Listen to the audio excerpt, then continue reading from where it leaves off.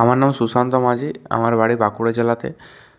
আমার 31 তারিখ ইন্টারভিউ ছিল। সেই ইন্টারভিউয়ের ছোট্ট এক্সপিরিয়েন্স আমি শেয়ার করছি।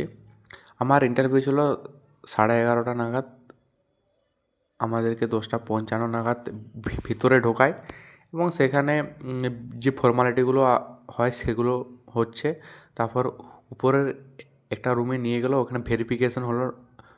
আপনি যে ডকুমেন্টগুলো পিইটি পিএমটির সময় আপলোড করেছেন সেইগুলোই ওনারা নিচ্ছে, ঠিক আছে। তারপরে আবার সিরিয়াল নম্বর অনুযায়ী লাইনে দাঁড় করিয়ে একজনকার ইন্টারভিউ হচ্ছে।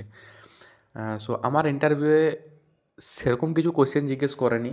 সিম্পল সিম্পল কোশ্চেন জিজ্ঞেস করেছিল যে তুমি সাঁতার কাটতে পারো, তুমি গাছে উঠতে পারো, এই একটা কোশ্চেন। আর একটা কোশ্চেন আমাকে করেছিল যে তো তোমার এলাকায় কেউ ঝামেলা করছে, তুমি সেটা কীভাবে হ্যান্ডেল করবে, এই একটা কোশ্চেন।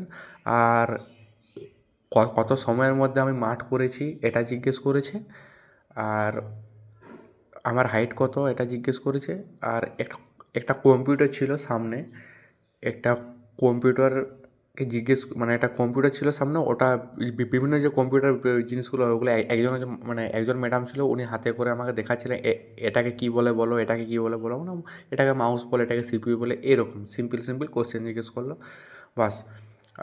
একটা কথা বলবো, আপনারা কেউ ভয় পাবেন না, ঠিক আছে। ভয় পাওয়ার কোনো কারণ নেই। ওখানে অত বড় বড় লেভেলের অফিসাররা বসে আছে, আপনাকে বুঝতেই দেবে না। ওনারা খুব ভালো, খুব হেল্পফুল, ঠিক আছে। আর সব কিছু সিরিয়াল নম্বর অনুযায়ী হবে।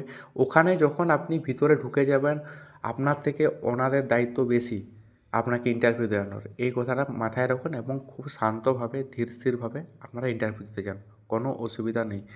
আর আপনার যদি কোনো এক্সট্রা কোয়ালিফিকেশান থাকে তো তখন ওনারা বলছেন যে ওই এক্সট্রা কোয়ালিফিকেশানটা আপনি হাতে রাখুন, মানে সে যে ওই যে সার্টিফিকেটটা, ওই সার্টিফিকেটটা হাতে রাখুন, বাস এইটুকুই।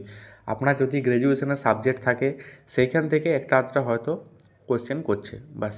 কোনো চাপ নেই, আরামসে যান। ধন্যবাদ।